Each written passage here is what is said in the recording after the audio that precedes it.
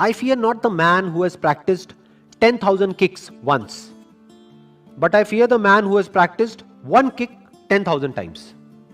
अगर इस कोट को हम ध्यान से समझे तो इसमें प्रैक्टिस को डिफाइन किया जा रहा है कि प्रैक्टिस का मतलब होता क्या है.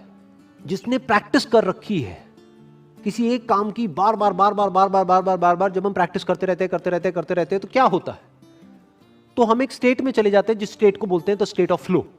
और स्टेट ऑफ फ्लो में क्या होता है कि वो काम अपने आप होने लग जाता है. एक है आपको सोच करके एक काम को करना होता है, तो बीच में एक फिल्टर आ गया.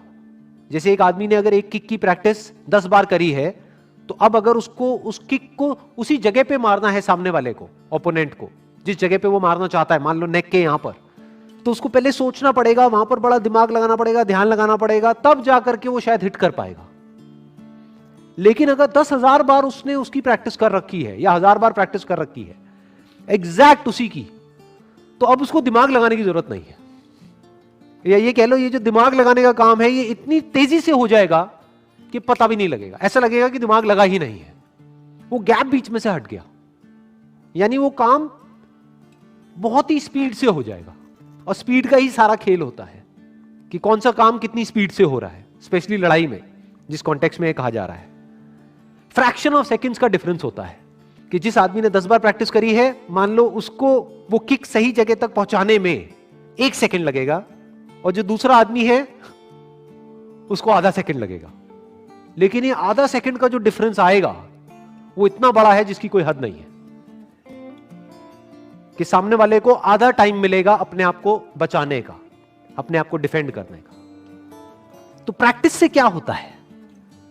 प्रैक्टिस से आप एक फ्लो की स्टेट में चले जाते हो. फ्लो की स्टेट का मतलब क्या होता है कि वो काम अपने आप होने लग जाता है, बिना किसी एफर्ट के, बिना दिमाग लगाए वो काम अपने आप ही होने लग जाता है. जैसे कोई सिंगर है, उसने गाने को 1000 बार गा लिया है, अब वो स्टेज पे परफॉर्म कर रहा है, तो अब उसको दिमाग लगाने की जरूरत नहीं है, वो गाना अपने आप उसके अंदर से निकलने लग जाएगा. तो यहां पे एक्चुअल में प्रैक्टिस को डिफाइन किया जा रहा है, व्हाट इज प्रैक्टिस. और प्रैक्टिस जब भी हम लाइफ में करते हैं उसमें फोकस का बहुत बड़ा रोल है, नहीं तो वो प्रैक्टिस बेकार है. पहले आपको चूज करना पड़ेगा कि मुझे फोकस कहां करना है, और फिर जो भी उससे रिलेटेड नहीं है उसको मना करना होगा, उसको हटाना होगा. फिर जहां पर आपका फोकस है वहां पे रेपिटेशन चाहिए, बार बार उसको रिपीट करना होगा.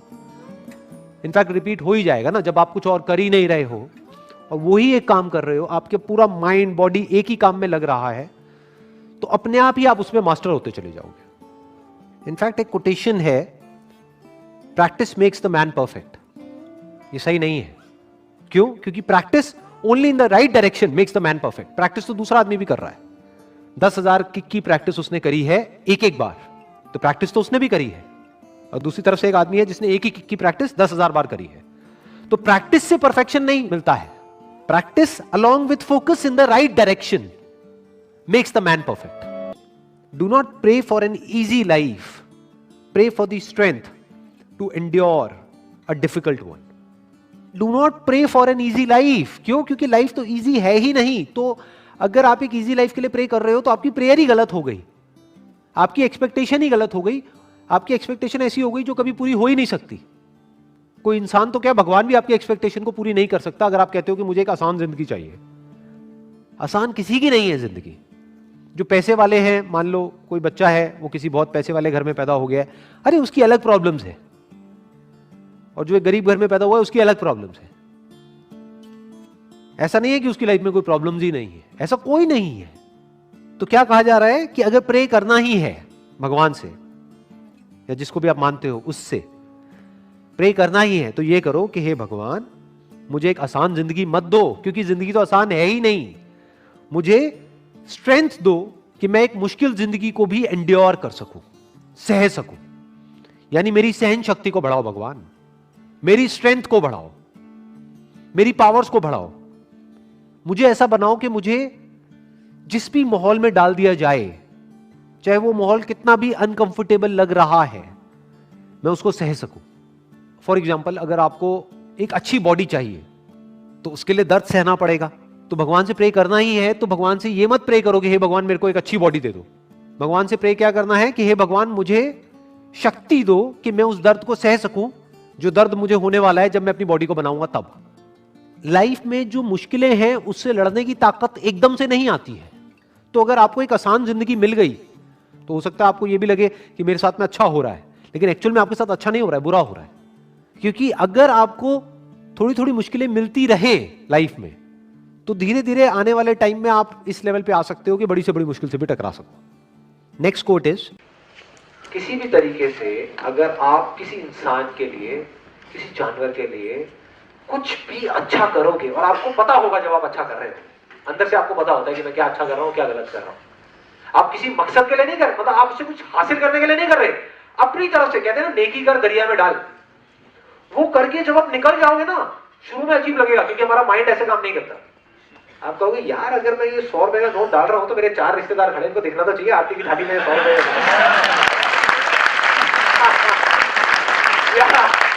शादी में डांस कर रहा है, ढिंचे वहां पे जाके वारी फेरी होती है। कभी 10 की गड्डी पड़ी है, एक 50 का नोट निकाला, जब देखा सारे लोग हैं वहां पर दिखाने के लिए अपना 50 रुपए का वो वारी फेरी कर दिया। आप समझ गए मेरी बात? एक है कि हम किसी को दिखाने के लिए कर रहे हैं, उसमें आपको टेम्पररी खुशी मिलेगी, प्लेजर मिलेगा, उसको प्लेजर बोलते हैं, जॉय नहीं बोलते, हैप्पीनेस नहीं बोलते, ब्लिस नहीं बोलते। ब्लिस है आनंद, मतलब आप झूम गए, आप मस्त हो गए, आपको होश ही नहीं, आप कह रहे मजा आ गया, ये मतलब आप ये भी भूल गए कि आप खुश हो, इतने खुश कि आपको पता ही नहीं है कि आप खुश हो। That is the peak of happiness. ऐसी भी स्टेट एग्जिस्ट करती है इस दुनिया में, और वहां तक कैसे पहुंच सकते हैं? वहां तक आप पहुंच सकते हो, उसके लिए आपको कुछ बड़ा करने की जरूरत है। ये एक बहुत बड़ी गलत है। बड़ा करना भी अपने आप में एक ट्रैप है।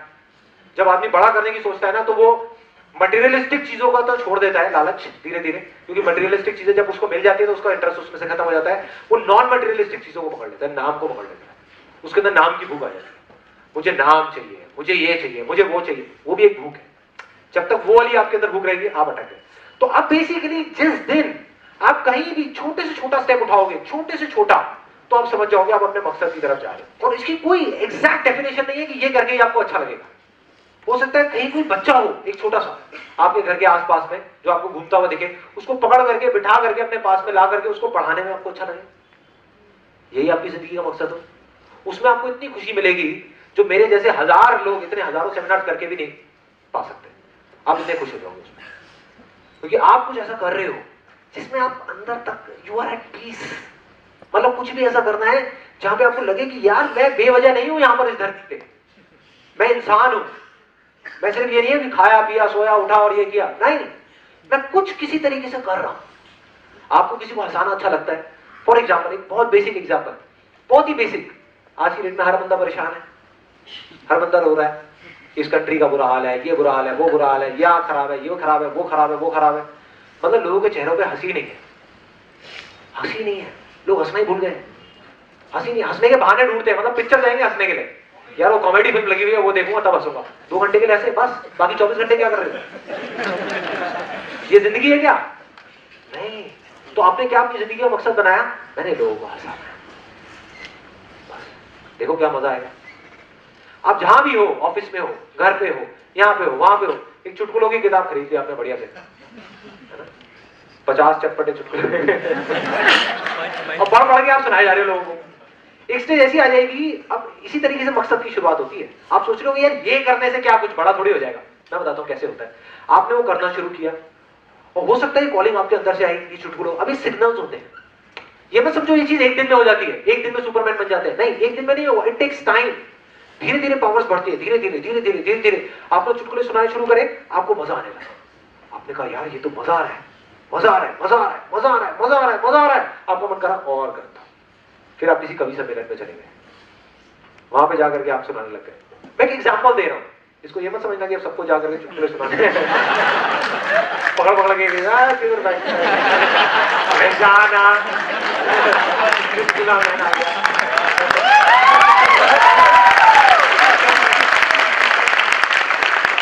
कॉलिंग है, कुछ भी हो सकती है, कैसी भी अजीब सी हो सकती है, लेकिन अगर आप कुछ भी ऐसा ढूंढ लोगे जहां से आपको लगता है कि मैं कुछ मीनिंगफुल कंट्रीब्यूट कर रहा हूं, तो वो चीज आज नहीं तो कल आकर के आपको पकड़ लेगी, जकड़ लेगी, और फिर धीरे धीरे आप आगे बढ़ जाओगे। हो सकता है आने वाले टाइम में आप एक कवि बन जाओ, हो सकता है एक स्टैंड अप कॉमेडियन बन जाओ, हो सकता है कुछ भी बन जाओ। You never know, you never know. आपका सेंस ऑफ ह्यूमर इस लेवल तक चले जाए, आप कुछ भी ना बनो, लेकिन 24 घंटे लोगों को हंसाते रहो। इससे बढ़िया लाइफ क्या होगी?